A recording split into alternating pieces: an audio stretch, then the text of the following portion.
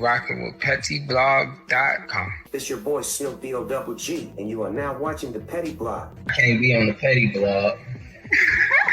Petty and T. Petty. So they already know that I'm dropping the T. So let's get right into it. So Telvin Telbo Rackins Osborne, the man who was offed by his girlfriend Hannah Cobb, is really not receiving much sympathy from the public after his passing, especially from a certain demographic. And at first I was like, dang, why are they doing him like this? Over a preference? Like, I firmly believe that everyone is entitled to their preference, so I wasn't getting it because, I mean, that's just who they are attracted to. But then I realized that the rabbit hole goes deep, as he not only preferred a certain person, but he super bashed the other type that he didn't like. And those who did not understand it either and who were unaware of the things that he was previously saying were saying things like, it's almost like y'all happy he got K'd. It's sickening. Even though his views were different than yours doesn't mean you should celebrate this man's DEATH. To which someone replied and said, I don't think anyone's celebrating. Most just don't have sympathy. Dude said he'll F a white dog before a black woman, so why the F should we care that his white DOG got him up out of here? Obviously, he ain't care about the lives of black women, so why should we care about his life ending? Forehead slap emoji. And that's when I dug deeper and saw that over 10 years ago, he actually tweeted that he'll F a dog over a black woman, and then he clarified a white dog. Wow. So he was very much so anti-black women, except for the ones in his family, because as you can see here, he said that he loves his sisters and his mother, but when it came to actually dating one, he don't prefer it. And it's one thing to have a preference, but to bash people who are just like your mother and your sister is absurd. So he had 2 Twitter accounts from 10 to 12 years ago that were actually called Team White Girls and White Girls Are Fun. Yeah, that's what he actually called himself. So his whole existence looked like it pretty much revolved around liking one and not liking the other, okay? Now let's take a look at some of his tweets. So as y'all can see here, he named himself Team White Girls and his bio says that white girls are food. He hashtagged it. As you can see here, he put more for me as far as white BOOTY.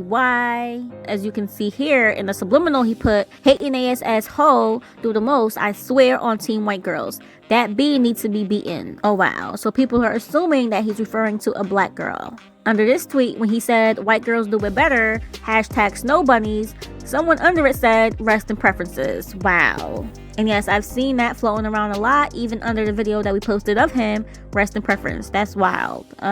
So here on December 16, 2014, he wrote, Crazy Bees got the best pee. All you tough gangsta hoes might as well go fight for our country, which is being laughed at because they feel like his baby mother / girlfriend who, you know, did what she did is a tough gangsta one. He also reposted a lot of white girls that he found attractive, like Miley Cyrus, and wrote, I can't wait to see you, baby.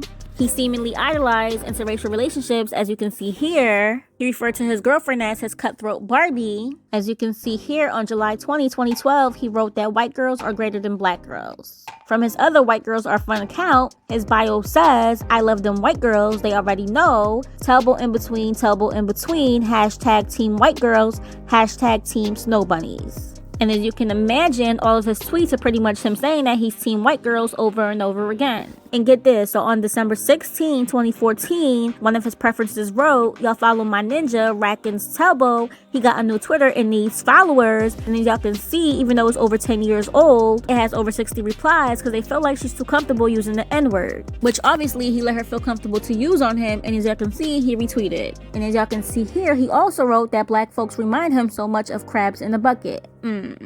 And my thing is, it's okay to have a preference. We all have our preferences, right? Whether it's within our race or outside of our race, we're all entitled to it. But don't go bashing others for what they can't help.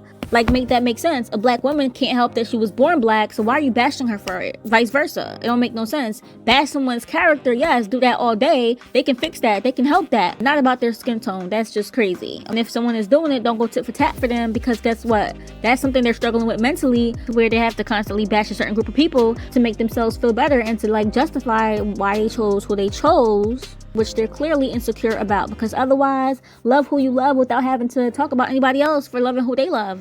Why bash them? Just go be with who you like, is what I'm saying, okay? And by the way, loving someone strictly because of their aesthetic is not real love. I'm just saying. But all in all, it's still amazing that Hannah Cobb was arrested for what she did to him. Regardless, he didn't deserve it, and he's probably looking down in shock. But yeah, just be careful about the things you say online, because when the tables turn, people will not be empathetic to your situation. Rest in peace.